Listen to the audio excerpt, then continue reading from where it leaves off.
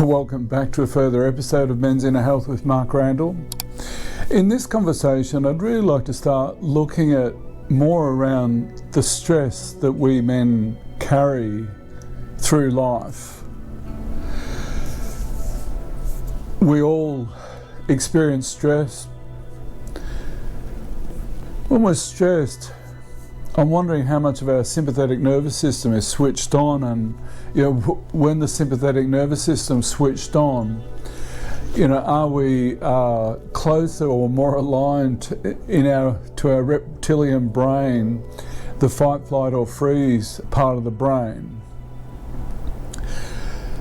And when we keep carrying stress, what impact is that having on our bodies? What impact is it having on our minds? What impact is it having physically, mentally, emotionally, spiritually? And what do we guys need to do to try and minimize or negate excess stress? With stress, it's very easy to convert that stress to annoyance, frustration, anger. When we're stressed, we can get snappy or moody. And whilst that's not a nice space for those around us, I want to start taking a deep dive, looking at, what is it doing internally to ourselves and to our psyche? What is it doing? And why do we stress? There's the healthy use of stress, obviously.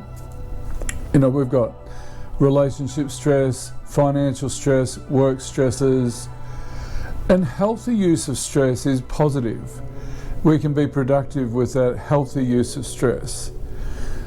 But I wonder whether we men have been a bit socially conditioned to sort of overstress ourselves.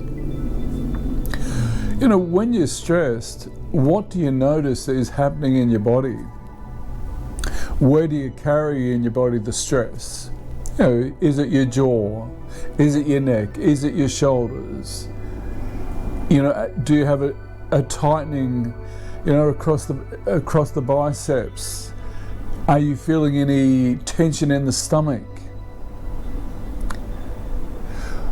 The more we men start to become a bit more self-reflective on the beyond the mental, perhaps let's go a bit to the emotional, to the intuitive, and begin to listen more to the information that is provided by our body, the intuitive information.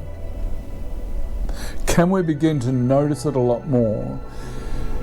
Because the impact of stress, can that stress lead to burnout? Can it lead to overreactive emotions? Can it lead us to particularly the overthinking mind? That racy mind. I have read or heard that the brain itself can produce something like 80,000 involuntary thoughts a day. I don't know how accurate that is, but 80,000 involuntary thoughts, and when we're stressed, are we multiplying that by tenfold? What's it costing us, men? When we're stressed, how do we make room in stress for joy, happiness, peacefulness, contentment, self-compassion, loving kindness? Oh, those words, oh, those experiences, oh, what's that? I'm joking, but please do hope. If you don't like the sense of humour, please note it in the comments.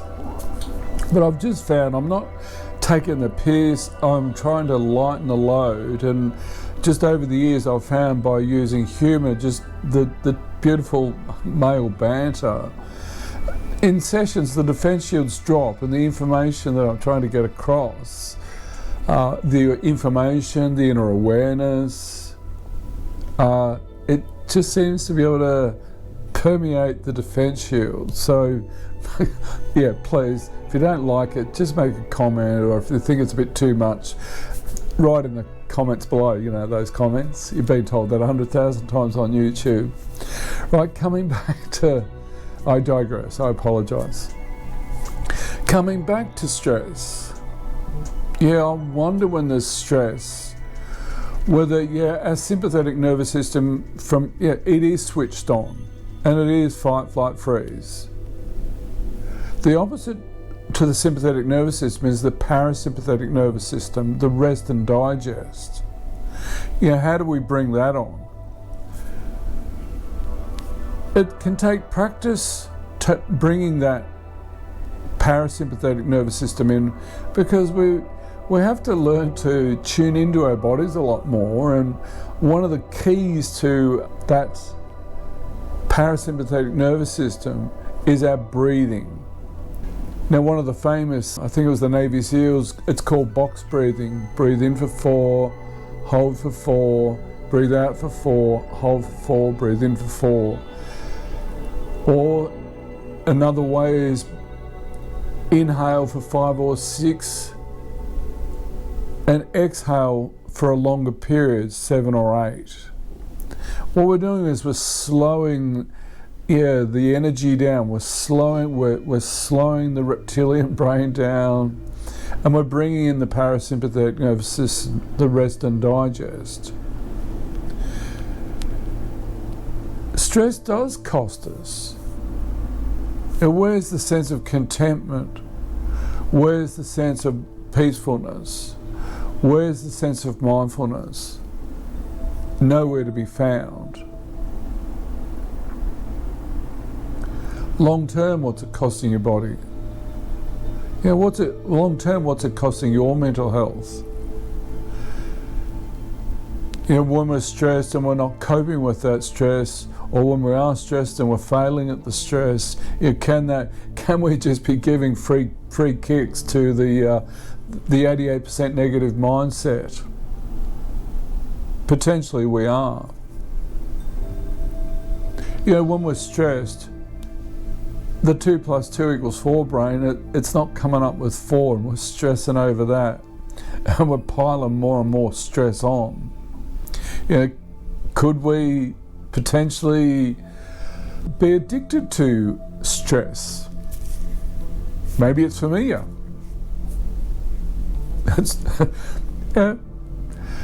Historically, what a hero. Got that much stress on, the workaholic, stress. It was a badge of honour. And through that stress and being able to find your way through that stress is a positive thing. But do we really need to be doing that to ourselves? How do we delineate between unhealthy stress and healthy stress? Maybe we need to learn, instead of being a people pleaser and taking on more stress, can we have the ability, or practice the ability, to put boundaries around that and assertively say no to extra work or to extra duties at home or wherever the case may be, or extra requests from family or friends, rather than people please? Does the people pleasing side of ourselves, if you are a people pleaser, how much stress, internalized stress, does that take? Not wanting to let people down. That in itself is an invisible stress. What's that like? How do we learn to monitor? How do we learn to recognize? How do we learn to self-reflect? Listen to the intuitive side of ourselves. Listen to that deep inner wisdom that lives where I believe it, metaphorically, at the bottom of our hearts. Yes, the unconditional love. We do want to do a lot of things for others, but there are sometimes where if we're people pleasing,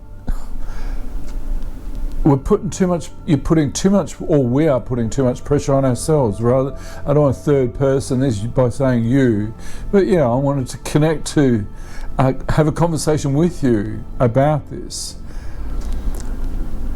and that is one of the intentions of this channel, is to be able to have a free-flowing conversations, open the dialogue up physically, mentally, emotionally, spiritually around our mental health and our emotional health and well-being. You know, there is more to our emotional well-being and our mental health than just exercise and proper foods. One of the keys to our mental health and our emotional health is insight and awareness. Now, when we're overstressing in life,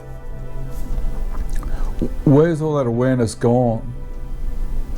You know, the to-do list. With stress, are we just adding more to that to-do list? If that to-do list is annoying you, frustrating you, you know, write the to-do list down. Jot it down on a piece of paper. And have realistic outcomes, realistic goals for the day. If there's 20 things on the list, well, is that achievable? No, maybe it's not. And because it's not, we stress about that it's not going to be achievable. And then there's that cyclical, constant internal frustration. Of the 20 things on the list, what's realistic? What's practical? You know, bring in the decision-making, the rational to, bring in that. Hey, look at the list and go, right, hang on a minute. Yeah, there's 20 things on that list. Yeah, okay, it's 8 hours in the day, or 10 hours in the day, or 12 hours in my working day. How many of those can I start to prioritize? 1 to 10. 10's enough. Give yourself a break. When we're stressed, where's our self-care gone? When we're stressed and trying to smash out all the jobs, how often do we stop and have a break? How often do we stop and have smoko? How often are we eating our lunch on the run, so to speak? What? Is that good self-care? Oh no, I've got to get the list done, I've got to get the job done. Do we? Yes, prioritize, set the goals. I sometimes wonder deep down, whether we are addicted to that, or I don't know whether addiction's the right word, but there's a level of familiarity to having all this stress. It's the zing, it's the charge that we men sort of need to have to be feeling alive, but potentially. Again, I'm only putting this out there, planting seeds, whether it is or it isn't. I love the term curious inquiry, just planting seeds, who knows? The more we have the dialogue, the more we have the self-reflection, the better it is going to be for our well-being. Instead of stressing over things, when we're stressed, it is far much easier to be annoyed at others, but annoyed at ourselves because we're failing, we're not getting the list done, and when we're failing, what does that do to our self-esteem? It shoots it down the shithole. God, we feel like shit, and when we're feeling like shit, the stress feels 10 times harder. The more we learn to practice working with our sympathetic nervous system, our parasympathetic nervous system, maybe we can find a space called what's called flow state. And when we can get into flow state, that list of 20 that you prioritized down to 10 with order, 1 down to 10, maybe when we're in flow state, we can get to 12 or 13 on that list. More about flow state later. How do we start to notice this? Physically, mentally, emotionally, spiritually. And how do we practice beginning to make change, to introduce our self-care, to introduce self-compassion, to introduce realistic expectations, practical expectations. Be gentle and enjoy.